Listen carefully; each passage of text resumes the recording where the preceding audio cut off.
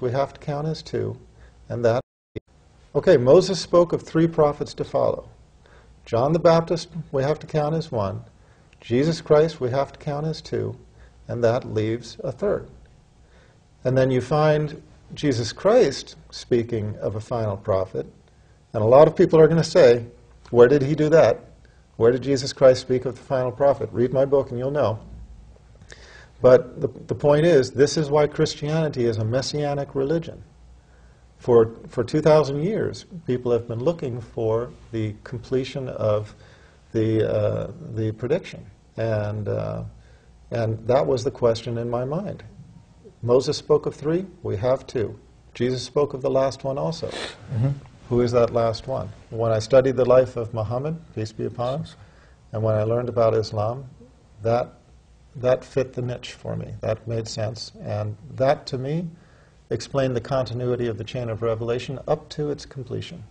Tell us, Dr. Brown, we went from atheism to trying to make Christianity fit to Islam. They want to know what happened. How did you stumble across Islam and accept all the tenets and the teachings, and now you're a Muslim? Well, basically I had all of these unresolved questions in my mind. I believed in God as one God. I never believed in the Trinity. I believed in Jesus Christ as a man, mm-hmm. and as the man, the second to last, the one who predicted the final prophet. And I didn't believe in him as God or Son of God. I believed in the chain of prophethood. I believed in the mercy of our Creator, and I believed that our Creator would not leave mankind without guidance and without definitive guidance, guidance that once a person saw it is easy to understand and easy to make part of your life. I gave up on Christianity. Mm-hmm. I studied and studied and studied to the point where I felt hopeless, basically. I felt I could not find any Christian sect that represented my beliefs. And a lot of you out there know exactly what I'm talking about. A lot of you out there are in the exact same position. You have studied, you have looked, you have certain beliefs, you know what I'm talking about.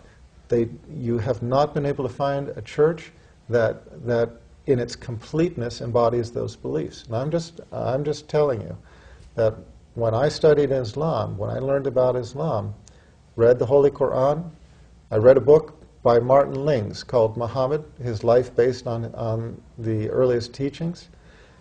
And those books just clarified everything for me. That's when I became Muslim. So, Dr. Brown, now you're a Muslim. Tell us, many people, they assume that, a Muslim is someone with well, you do have a beard, but a turban. I didn't always. Someone living in Arabia. Well, you do live in Arabia. But tell us some of these stereotypes, some of these misconceptions people have. I'm sure you've dealt with them, but when we look at you, you're a doctor.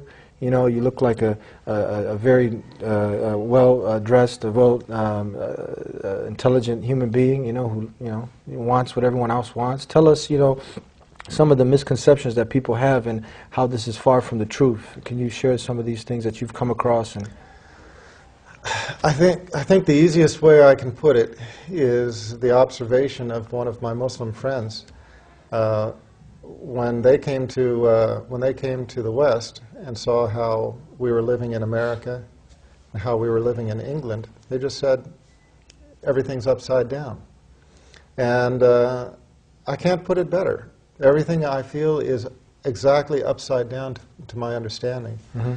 In the West, Islam is portrayed with a media bias that is no mystery to anybody who has studied it. I was raised to believe that Muslims were a bunch of towel-headed terrorists riding camels out in the desert, planning on how next they're going to destroy Western civilization. And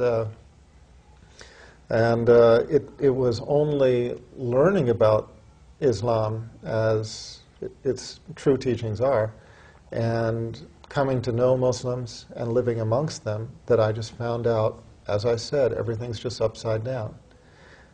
Look, you find good and bad people everywhere. You can't avoid that. You find good and bad people everywhere. And it's from the bad people, it's from picking up on the example of the bad people that the media can spin things any way it wants to. But the fact of the matter is, the vast majority of people in all walks of life are basically good people. They basically want the same things. They want to go to bed at night knowing that they have a peaceful night ahead of them with, in the security of their homes, that they're not going to be attacked in any particular way. They want to wake up to a morning of hope and promise where they can go out and earn a decent livelihood for their family. They want to kiss their kids and send them off to school, knowing that they're not going to face any kind of persecution or problems, either going or coming. They want to have a normal life. That is the vast majority of all humanity. You get a few bad people, the media grabs a hold of that and spins it the way they want to. And what I found was just that.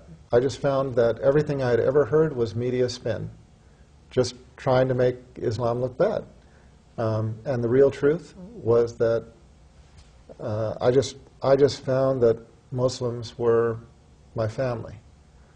The vast majority of them, I felt, have softer hearts, better manners,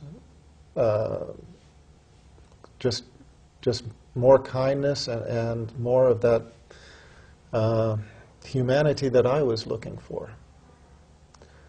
In the West, to me, things are getting harder.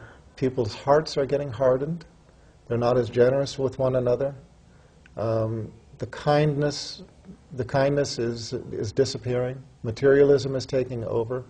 The tensions of the rat's race of life in the West is controlling people. And I just found amongst Muslims the exact opposite. I found these things I told you and more. And the living example of Islam, is an example of modesty. It's an example of kindness, generosity, truthfulness, and most of all, it's the example of submission to our Creator. And that, to me, is life the way it's supposed to be lived. It's very simple. I'd like to thank you, Dr. Brown, for being with us. My pleasure. You can visit Dr. Brown at leveltruth.com. Leveltruth.com or eighthscroll.com. Eighth Scroll is spelled exactly as the book, EIGHTHSCROLL.com. And I'd like to thank you for tuning in to another episode of The Dean Show. I hope you've enjoyed this week's show with Dr. Brown. You've got to learn about Islam coming to the source.